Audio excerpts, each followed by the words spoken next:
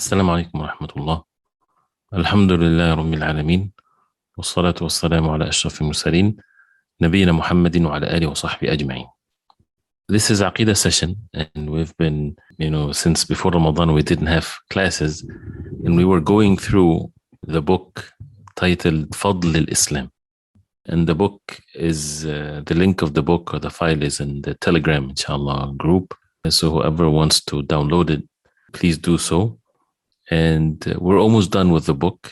We're in the 11th chapter, and Fadl al-Islam, or the virtue of al-Islam. And it's in the subject of al-Aqidah. And the last session we had was in the 11th chapter, after going through the verses that he mentioned first, and then we took one hadith. And the book is nothing but verses of the Quran or a hadith of the Prophet ﷺ, or statements from the Sahaba, the Tabi'een, the early generations of Islam. So to continue, inshallah ta'ala, with where we stopped, and this is again the chapter number 11, and the third hadith in the chapter. There are verses of the Quran, like three verses. And then after that, there's 1, 2, 3 hadith that we went through. And then the fourth hadith is the hadith of Abdullah ibn Mas'ud radiallahu anhu. So if you don't have the book, just pay attention, inshallah ta'ala, and you can look at it later. And we ask Allah subhanahu wa ta'ala to make us benefit, inshallah. This hadith, he mentions it with its different narrations, and it's a hadith that you probably heard before. And the subject of the chapter is the title of the verse, فَأَقِمْ وَجْهَكَ لِلدِّينِ حَنِيفًا فِطْرَةَ اللَّهِ الَّتِي فَطَرَ النَّاسَ عَلَيْهَا. The verse in Surah Ar-Rum, verse number 30, which is فَأَقِمْ وَجْهَكَ لِلدِّينِ حَنِيفًا. Make your face straight, facing this deen, upright upon the deen that is hanifan, away from shirk, away from associating partners with Allah, and upon the tawheed, the fitrah, the pure nature that Allah subhanahu wa ta'ala created the people upon. And that's why when the tawheed is explained, it fits the fitrah perfectly. It fits the pure nature of the human beings without being corrupted with ideas and things of that nature. And there's power in the subject of the tawheed, that every heart, if they are sincere, they would see it very clearly. That's why the believers, when you're inviting someone to Allah subhanahu wa ta'ala, you just invite them to the tawheed, to the pure meanings of tawheed, to la ilaha illallah. And whoever Allah subhanahu wa ta'ala will guidance for them, whoever Allah subhanahu wa ta'ala protected them from the evil within our own selves and from their kibr and arrogance, and they go back to their pure nature, how Allah subhanahu wa ta'ala created them, they would see that nothing can oppose the tawheed whatsoever. So, and then the hadith or the ayat that are mentioned with regards to this, to protect one's tawheed and to protect oneself from the shirk and associating partners with Allah. And with the hadith of Abdullah ibn Mas'ud, and this is where we stopped. The hadith, it says, وَلَهُمَا عَنِ ابْنِ مَسْعُودٍ رَضِيَ اللَّهُ عَنْهُ, which means Abdullah ibn Mas'ud and Abi Hurairah رضي الله عنه.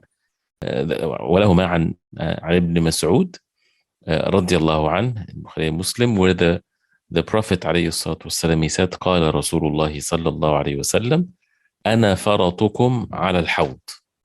أنا فرطكم على الحوض. I'll read the hadith first in Arabic, inshallah.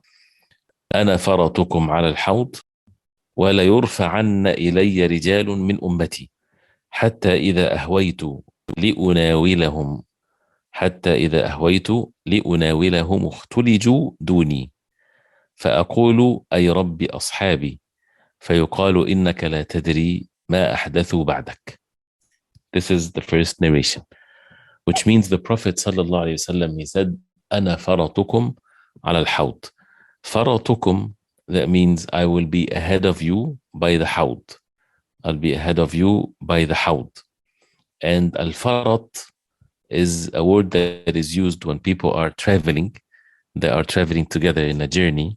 And there are those who would go ahead before the group to make sure that the places where they're going to be settled in, whether in their rest during the journey or even their destination, they go ahead of everyone to make sure that the place is set up for them everything is prepared for them. And you see that clearly, for example, if you're going in a journey with someone like a group or a travel agent or something like this, you go for Hajj or you go for Umrah, you go to the hotel, for example, you reach Mecca in the hotel and you're tired and everything, and you find your rooms are ready and waiting for you, ideally, of course, and they had already said everything for you, and they're even waiting for you.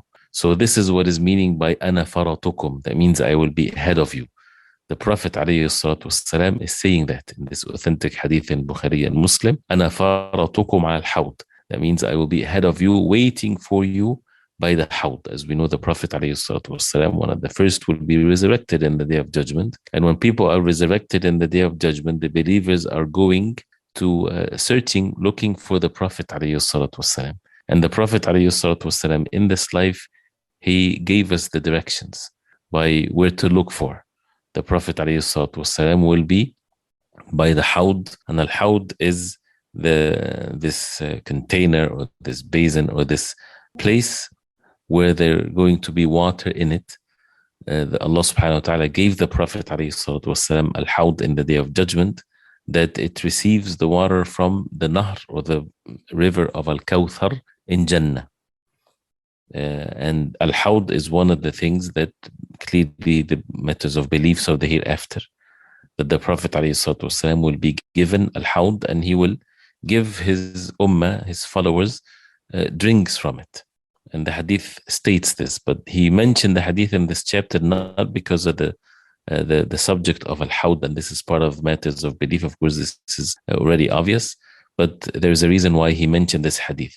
So here, the Prophet ﷺ, or he mentioned this hadith, the reason why it's in this chapter is to show the evil outcome and the evil end of those who change in the religion, those who introduce things in the religion that is not part of it, those who turns away from as-sarat al-mustaqim, from the straight path, innovating in the deen, compromising their deen, being not upon what the Prophet ﷺ was upon and his companions radiallahu anhum, and that would lead the person to the fact that the Prophet ﷺ will disloyal himself from such individuals, and these people will be deprived from drinking from the hawd of the Prophet ﷺ.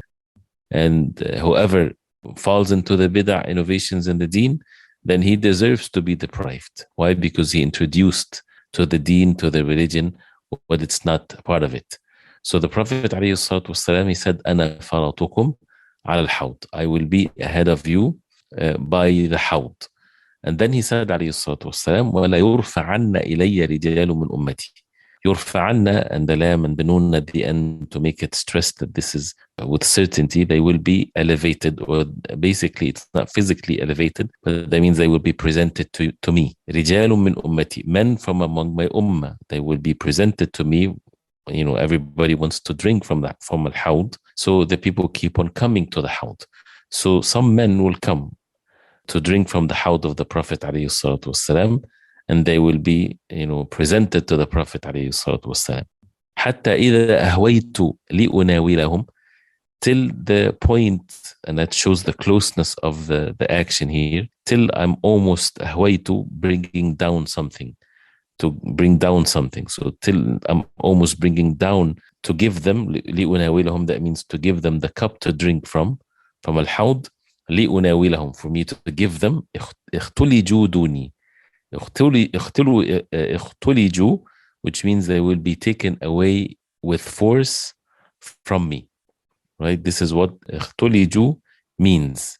اختلجوا دوني, and it gives the sense of being forcefully snatched away from me. اختلجوا دوني.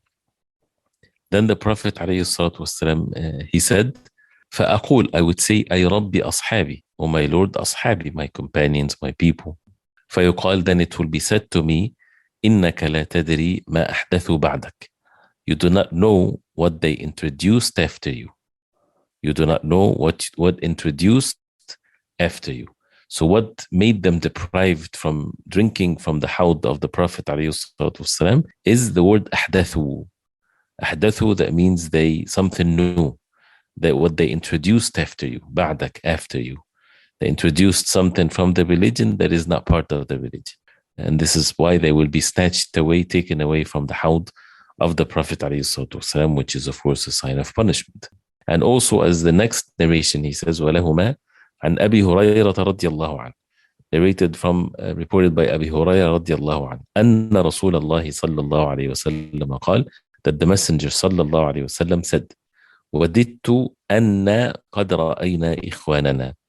وَدِدْتُ, which means I would love that if we could see our brothers. وَدِدْتُ, and al-wud is when you love something and you want to take the means to achieve it. But this is something that the Prophet ﷺ and the companions were not able, of course, to do that in their lifetime. And the Prophet ﷺ in his lifetime, he had that wish. He wished that he can see those, our brothers. وَدِدْتُ أَنَّ قَدْ رَأَيْنَا, that we would see our brothers. قالوا, so they said, the companions radiallahu anhum, they said, أَوَلَسْنَا إِخْوَانَكَ يَا رَسُولَ اللَّهِ, aren't we your brothers, O Messenger of Allah? The Prophet ﷺ قال, he said, أنتم أصحابي, you are my companions.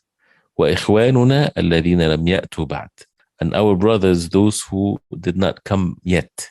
That means generations to come, they didn't see the Prophet ﷺ. They missed being among the companions of the Prophet ﷺ, and they believed in the Prophet ﷺ, and they followed him. And the Prophet ﷺ wished that he would have saw them in his lifetime. قالوا فكيف تعرف من لم يأتي بعد من أمتك. They asked the Prophet ﷺ, how would you know those who did not come yet from your ummah? How would you know them, meaning in the day of judgment? قال, the Prophet ﷺ, he said, أرأيتم لو أن رجلا له خيل غر محجلة بين ظهراني خيل دهم بهم ألا يعرف خيله؟ قالوا بلى. The Prophet ﷺ, he said, أرأيتم, which means, would you think? What do you think? If a man has horses, right? He has khayl, he has horses, and these horses are غر محجلة. Al-ghurr is the horses when it has whiteness on their forehead. They're all, for example, black or brown, and there's whiteness in the forehead. And muhajjala, they have whiteness by their shin, or the bottom of their shin, their legs. So they have in these two places, they're a white spot right there, and the rest of the body is with one color. And the Prophet ﷺ is saying, if you have these types of horses in the midst, بين ظهراني, in the midst of خيل دهم بهم, in the midst of khayl, or horses that are dark and they're all the same color. There's no whiteness on their faces or anything like this. ألا يعرف خيله? Would then the person knows his horses then? Of course, they said yes, because it's very, it would stick out in the midst of all of these horses because of the sign that they have on their faces and their legs. So the Prophet ﷺ, he said, فإنهم يأتون غرا محجلين من الوضوء وأنا فرطهم على الحوض. So therefore they come, the ummah of the Prophet ﷺ, they come in the day of judgment, غرا محجلين, with their faces and their legs like that, with the brightness in it, from al-wudu, from the wudu, which shows that those who do not make wudu, how would they be then shown or seen to be from the ummah of the Prophet ﷺ? وَأَنَا فَرَطُهُمْ عَلَى الْحَوْضِ, and I will be ahead of them by al-hawd. And then the Prophet ﷺ, he said, closer to the meaning of the previous narration, أَلَا لَيُذَادَنَّ رِجَالٌ يَوْمَ الْقِيَامَةِ عَنْ حَوْضِي كَمَا يُذَادُ الْبَعِيرُ الضَّالِ. أَلَا لَيُذَادَنَّ, indeed, لَيُذَادَنَّ, like اختلجوا, the previous word. Here, يُذَادَنَّ, that means men will be taken away in the day of Al-Qiyamah from my hawd, the same way the lost camel is taken away, right? And the lost camel is not able to find its place. So they will be taken away from my hawd. أُنَادِيهِمْ, I will call them. أَلَا هَلُمْ, hey, come back, come here. فيقال, and it will be said to me, إنهم قد بدلوا بعدك. They have changed. بدلوا, the word here, بدلوا, in the previous narration, أحدثوا. أحدثوا introduced something new. بدلوا here changed. Indeed, they changed after you. فأقول سحقا سحقا سحقا, which means perished, or ruined, right? And that means they are perished, they are ruined. And the Prophet ﷺ would say that. Why? Because they changed after the Prophet ﷺ. And the third narration, وَالْبُخَارِي بَيْنَمَا أَنَا قَائِمٌ, while I'm standing, إِذَا زُمْرَةٌ, إِذَا, all of a sudden, زُمْرَة, a group of people. حَتَّى إِذَا عَرَفْتُهُمْ وَعَرَفُونِي, till I get to know them and they know me. Right? They get to know that this is the Prophet ﷺ and he knows them. This is from his ummah, from his people. خَرَجَ رَجُلٌ بَيْنِي وَبَيْنَهُم, a man, he would come between me and them. A man would come out between me and them. فَقَالَ هَلُمْ, and he would say, let's, هَلُمَّ, that means it's an expression of saying, let's go. فَقُلْتُ إِلَى أَيْنَ, I said, to where? He said, قَالَ إِلَى النَّارِ وَاللَّهِ, he was saying to them, let's go. So the Prophet ﷺ asked him, or would ask him, where were you taking them? He would say, إِلَى النَّارِ وَاللَّهِ, to the hellfire, by Allah, to the hellfire. قُلْتُ مَا شَأْنُهُمْ, then the Prophet ﷺ would say, what is the matter with them? Why they're taken to the hellfire? The Prophet ﷺ would recognize them. قال إنهم ارتدوا بعدك على أدبارهم القهقرى. Indeed, they ارتدوا, renegated, turned away after you بعدك على أدبارهم, on their heels, on their backs. القهقرى, when someone walks backward, this is the word is used. ثم, he said, ثم إذا زمرة فذكر مثله. He said, in the narration, he said the same thing. قال فلا أراه يخلص منهم إلا مثل همل النعم. He said, I don't think that anyone would be protected or be saved from them except همل النعم. همل النعم are the camels that does not have owners. They just walk around, wander around in the desert and so on. So these hadith, as you see, it shows the evil outcome of the person changing, or those who change after the Prophet ﷺ. And it shows the virtue of being steadfast upon the deen of Islam. And if you steadfast upon the deen of Islam and upon the sunnah of the Prophet ﷺ, you then deserve to be from the brothers of the Prophet ﷺ. The Prophet ﷺ called his ummah, those who follow him, as our brothers. And what of a status that a person would be if the Prophet ﷺ, he said, these are my brothers. So even if a person did not witness the Prophet ﷺ in his lifetime, which is a level that nobody can attain whatsoever, right? If he, as the ulama, they say, if you missed being a companion of the Prophet ﷺ, don't miss to be from his brothers, right? So either you be from the companions of the Prophet ﷺ, which is nobody can attain that after the Prophet ﷺ turned to his Lord, Allah subhanahu wa ta'ala, then what is left is for people to be from among the brothers of the Prophet ﷺ. And who are the brothers of the Prophet ﷺ? Those who are steadfast upon the deen of Islam, those who do not innovate in the deen, they do not introduce things in the deen that wasn't by the time of the Prophet ﷺ. Otherwise, there is severe punishment for those who change. And the Prophet ﷺ would make dua against them, suhqan, which means ruined, they are perished. Those who would change in the deen of Allah subhanahu wa ta'ala and the way of the Prophet ﷺ. There are, of course, more of these narrations, but because of the time, we'll stop here. And one thing to pay attention to, even though the hadith says they will be taken to the fire, it is not to be understood from this as the ulama, they say that they will be in hellfire forever, right? So it doesn't mean that they are kuffar or disbelievers, because not every bid'ah or every innovation in the deen will take the person outside the fold of Islam, right? So if it's not something that would take the person outside the fold of Islam, they deserve to be in hellfire, but they won't be in hellfire forever, right? So that's why these hadith are to be put in the right perspective. And it shows the way to be saved from any punishment whatsoever is to be steadfast upon the deen of Allah and to protect oneself from any innovations in the deen, whether it's in matters of belief, which is the worst thing ever, or practical innovations in matters of actions and celebrations and in ways of worship of Allah subhanahu wa ta'ala. And subhanAllah, those who are upon the bid'ah, they always have to go into so much extreme of trying to explain and justify what they're upon, when the matter is very easy and simple. If it wasn't done at the time of the Prophet ﷺ as a matter of belief or a matter of ibadah, then who are we to do something that the Prophet ﷺ didn't do when Allah subhanahu wa ta'ala had perfected this religion? Even if people think that there's so much benefits in it and so much this and that, this religion, as Ibn Sirin rahimahullah, he said that the meaning of which, that ما عُبِدت الشمس والقمر إلا بالرأي أو بالقياس.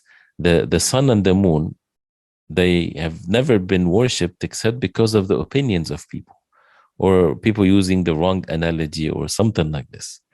Iblis himself, he refused to make sujood to Adam alayhi salam, and he used his own reason behind it. He said, خلقتني من نار وخلقته من طين. You created me from fire, and you created him from mud. So I'm more superior than him. So how can I prostrate to someone that I'm superior over? Right? So he used his own intellect. But this is the false intellect. This is the batil. This is falsehood. But this is what takes people away and lead people astray. And that's why the deen, the religion, the wahy is protected. That means people need to submit themselves. Their job is to know that this is deen, this is from Allah subhanahu wa ta'ala, and that's it. And what is left is to submit oneself to the deen of Allah, to what Allah subhanahu wa ta'ala revealed to the Prophet alayhi salatu wasalam. But as for those who allow themselves to change in their religion, to manipulate, to alter things, this is how severe punishment that they would receive in the Day of Judgment. We ask Allah subhanahu wa ta'ala to protect us from that. And as we hear this, these are foundations of the deen. These are principles of the deen. And it's very important that we have these foundations and principles never contradicted, all along. So when you have a principle in the deen, hold fast to it and relate everything to it so that you don't fall into contradiction. And of course, we do that by asking the people of knowledge, of course. But you would make sense. You would be always consistent upon these principles. You won't have a principle and then contradicted with something by falling into bid'ah or innovations in the deen and things like this. So we ask Allah subhanahu wa ta'ala to protect us. And if you have any questions, go ahead, inshallah ta'ala. We have a few minutes left till the next class. وصلى الله وسلم وبارك على محمد وصحبه وسلم. And we're still in chapter 11, and that's to be continued inshallah ta'ala next time. وصلى الله وسلم وبارك على محمد وعلى آله وصحبه وسلم. والسلام عليكم ورحمة الله وبركاته.